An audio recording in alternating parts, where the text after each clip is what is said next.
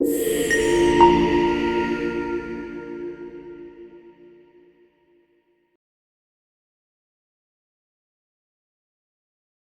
moving on to reflection on feedback.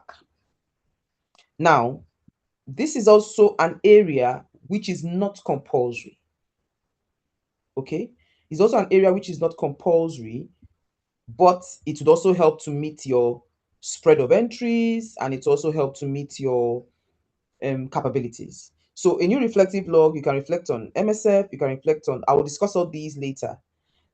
It's also a way of standing up for yourself or defending yourself in the right manner when things happen. For example, I would use a personal experience, for example. As I said, I started training directly from my home country. So the first few months was quite challenging. And then I got some feedback about some communication errors, which I didn't think was a correct representation of what happened, if that makes sense.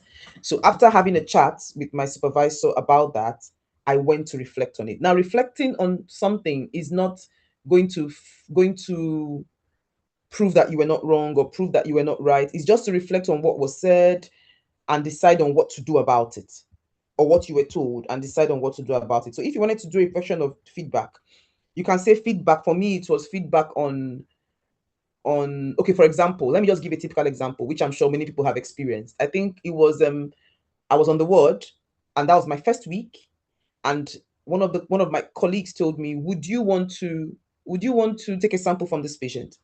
And in my head, would you want to felt like, do you want to? So I said I was busy, which is funny now after a couple of years. So I said I was busy. Can someone else do it? And I moved on. And then the feedback I got was I refused to take that sample. But coming from where I'm coming from, would you want to is a question. But in the UK, would you want to is a polite way of telling you to do it, if that makes sense. So when I had that discussion, I reflected back, and it was an issue with communication. So I went and reflected, and I said, title was, I think, communication difficulties, and I described the situation, and I explained how the feedback made me feel, and what was my reflection. It was to go do some communication courses and see how I could improve my communication, improve my understanding of how communication is in Britain. And then the support I had a very, very supportive clinical supervisor.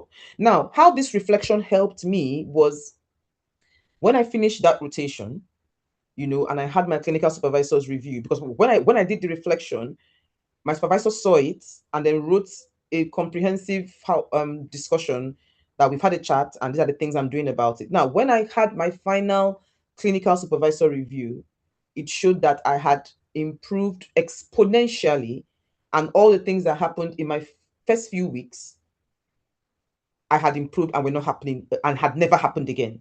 So the reflection ended up being a good thing, if that makes sense. So you have to choose on what you reflect on. You can also reflect on your multi-source feedback, which is what I will talk about later, or anything you want to reflect on. But it would be good to reflect in a manner that doesn't sound defensive. And I'm sure you would have more of this in your demo and in your course.